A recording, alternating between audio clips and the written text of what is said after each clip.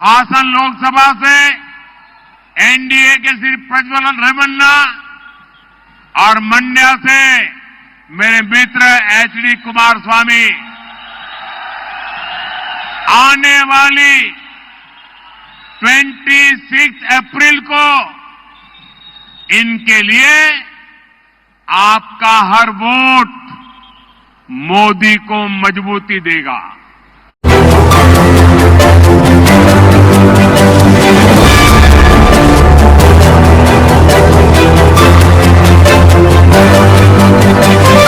नमस्कार, स्वागत है आपका हार्मोनिक्स में। और इस समय मैं आपके साथ सतीश आर्या। इस समय बात करेंगे देश के चर्चित और सबसे बड़ा सेक्स स्कैंडल के बारे में। आपको बता दें, पूर्व प्रधानमंत्री एचडी देवगौड़ा के पोते प्रज्वल रेवन्ना के हजारों अश्लील वीडियो सामने आए हैं। अश्लील वीडियो से भरी हुई पेनड्राइव से पता चला है कि सांसद और एनडीए उम्मीदवार प्रज्वल रेवन्ना ने हजारों महिलाओं का यौन उत्पीड़न कर उनके आपत्तिजनक वीडियो रिकॉर्ड किए। यह घटना बेहद हैरान करने वाली है और सभ्य समाज के लिए एक धब्बा। अब महिलाओं का यौन उत्पीड़न करने वाले सांसद और एनडीए उम्मीदवार प्रज्वल रेवन्ना के मामले की जांच एसआईटी करेगी।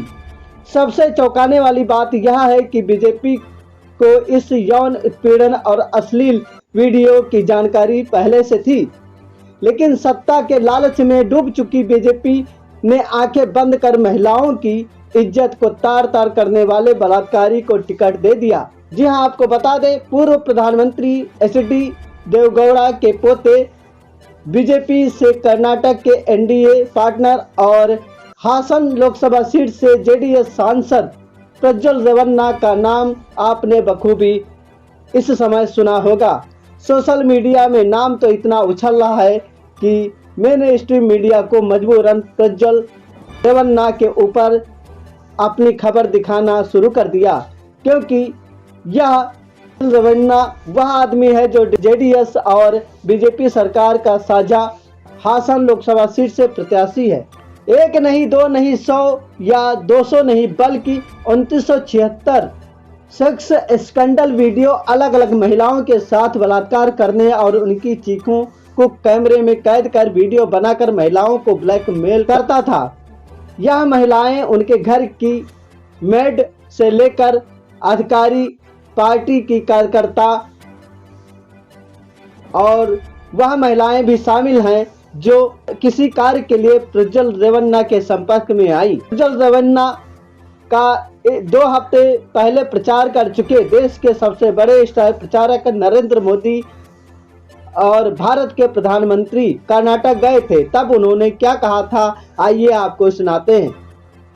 हासन लोकसभा से एनडीए के श्री प्रज्वलन रेवन्ना और मंड्या से मेरे मित्र एचडी कुमारस्वामी आने वाली 26 अप्रैल को इनके लिए आपका हर वोट मोदी को मजबूती देगा। ये तब हुआ जब कर्नाटक की बीजेपी यूनिट स्थानीय नेताओं के प्रज्वल रेवन्ना की सारी काली करतूतों की जानकारी थी और उनके वीडियो भी देख चुकी थी। क्योंकि इस नाम से प्रधानमंत्री नरेंद्र मोदी और बीजेपी जुड़ी हुई है, इसलिए ना तो आपको मीडिया में इतनी प्रमुखता से सच्चाई दिखाई जाएगी और ना ही बीजेपी का कोई नेता प्रेस कॉन्फ्रेंस करता हुआ दिखाई देगा। उनका जीवन पहले भी त्रस्त था और वीडियो वायरल होने के बाद एक और त्रासदी उनका इंतजार कर रही है। मीडिया रिपोर्ट्स बता रही कि प्रज्वल रेवन्ना की शिकार महिलाएं उनके घर में काम करने वाली 63 साल की महिला भी है, तो पार्टी कार्यकर्ता और अधिकारी भी। जब बाप से लेकर दादा तक सत्ताधीश हों और जिसका प्रचार करने प्रधानमंत्री नरेंद्र मोदी जी जाएं, तो किसी से डरने की जरूरत नहीं। चर्चा है कि प्रज्वल इस समय जर्मनी भाग गया है, लेकिन उसे 1 हफ्ते के अंदर जर्मनी से आकर एसआईटी टीम के सामने जरूर पेश होना होगा। यह इस दौर की त्रासदी है कि एक तरफ फिल्म को देखकर लोगों का खून खौल उठता है, अपना धर्म खतरे में लगता है, लेकिन जैसे ही वास्तव में महिलाओं का शोषण होता है, हवा में सब चुप्पी छा जाती है। कितना दुखद है, इन हजारों महिलाओं के साथ बर्बरता करने वाली ये घटना भी सत्ताधीशों को बोलने पर मजबूर नहीं कर पाई। आखिर एक ऐसी मजबूत सरकार है जिसमें इतनी मजबूती भी नहीं है कि एक सांसद की बर्बरता के खिलाफ मुंह से एक शब्द भी निकले। ये कौन सी सरकार है जो महिलाओं को सम्मान की बात करती रहती है। एक जनसभा को संबोधित करते हुए कांग्रेस नेता प्रियंका गांधी ने क्या कहा? मेरी बहनों की बातें करते हैं, आपके मंगलसूत्र की बातें करते हैं, आपके गहनों की बातें करते हैं। मैं इनसे पूछना चाहती हूं कि ये कहां थे जब हमारे ओलंपिक मेडलिस्ट के साथ अत्याचार हुआ? कहां थे ये लोग जब हाथरस और उन्नाव में महिलाओं के साथ बलात्कार हुआ और उन महिलाओं को जला दिया गया? तो मोदी जी ने किसके पक्ष में बोले? क्या महिलाओं के पक्ष में बोले? क्या मोदी जी की सरकार ने उन अपराधियों की रक्षा की? मैं उनसे पूछना चाहती हूं कि आज कर्नाटका में एक बहुत बड़ी बात निकली है कि उनके साथ जो मंच पे खड़े थे, जिनके लिए मोदी जी ने वोट मांगा, उन्होंने हजारों महिलाओं के साथ दुष्कर्म किया, हजारों महिलाओं के साथ। मैं पूछना चाहती हूं मोदी जी क्या कहते हैं इसके बारे में? क्या कहते हैं हमारे प्रधानमंत्री इसके बारे में? हमारे गृह मंत्री क्या कहते हैं इसके बारे में? कुछ समय पहले 3 दिनों के लिए मैं अपनी बेटी से मिलने गई। प्रधानमंत्री जी, गृह मंत्री जी बोलने लगे कि प्रियंका गांधी विदेश में गई है।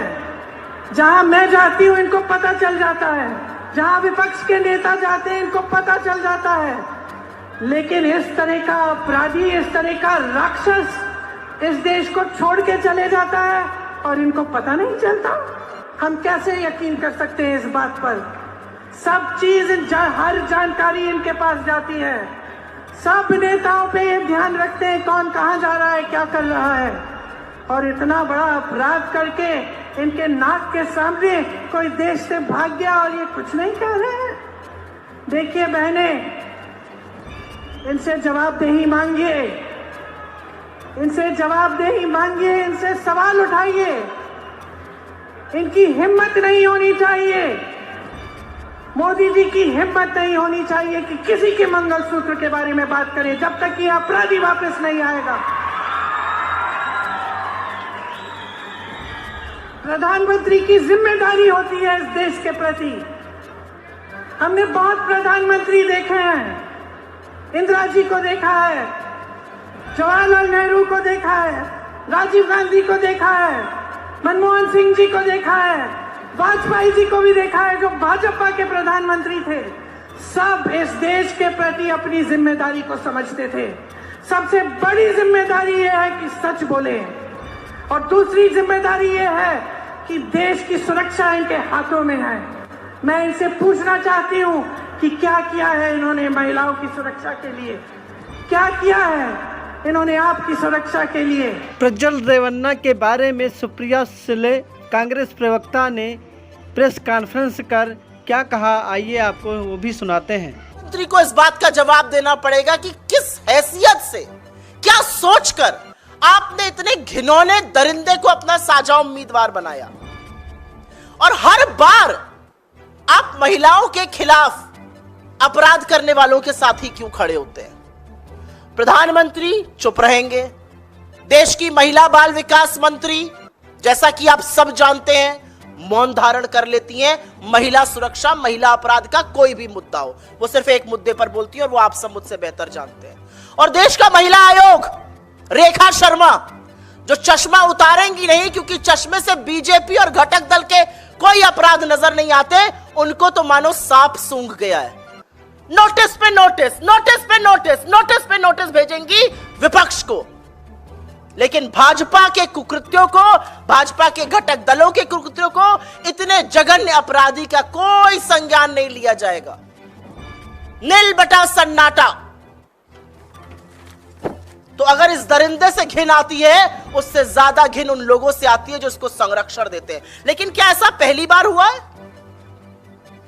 क्या ऐसा पहली बार हुआ है कि नरेंद्र मोदी ने उन लोगों का साथ दिया है जो महिलाओं का शोषण करते हैं? बिल्कुल नहीं।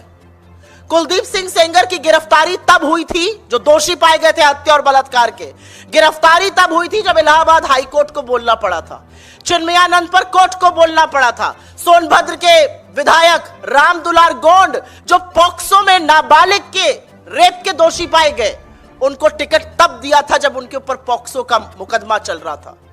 चाहे वो उत्तराखंड की अंकिता भंडारी हो, चाहे वो गुजरात की बिल्किस बानो हो, और चाहे वो दिल्ली में बैठी हुई सबसे होनहार बेटियां हो जो यौन शोषण का आरोप लगाती हैं, उनको बूटों के तले रौंदा जाता है।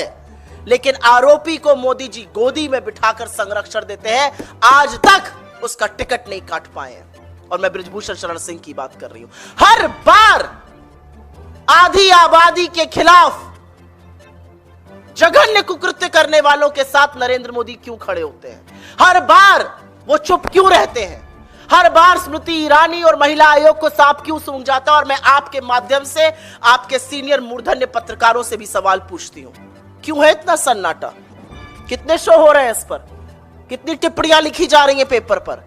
कितने एडिटोरियल्स लिखे जाएंगे? आज ये सवाल पूछा जाएगा, क्योंकि सभ्य समाज में, राजनीतिक जीवन में, सार्वजनिक जीवन में ऐसे लोगों की कोई जगह नहीं है। और ऐसे लोगों को बढ़ावा देने का काम, ऐसे लोगों को संरक्षण देने का काम, ऐसे लोगों को राजनीतिक हैसियत बढ़ाने का काम खुद नरेंद्र मोदी और अमित शाह कर रहे हैं। इस पूरे मामले पर आम आदमी पार्टी ने भी कई प्रश्न उठाए हैं। पार्टी की प्रवक्ता रीना गुप्ता ने क्या कहा, वो सुनाते हैं आपको। कर्नाटका के भाजपा गठबंधन के उम्मीदवार प्रज्वल रेवन्ना की दरिंदगी का केस सामने आया है। कैसे ये दरिंदा सालों से वहां की महिलाओं का यौन शोषण कर रहा था, वीडियो बना रहा था और वीडियो के जरिए उनको ब्लैकमेल कर रहा था। ये सारी बातें प्रधानमंत्री मोदी जी को पता थी।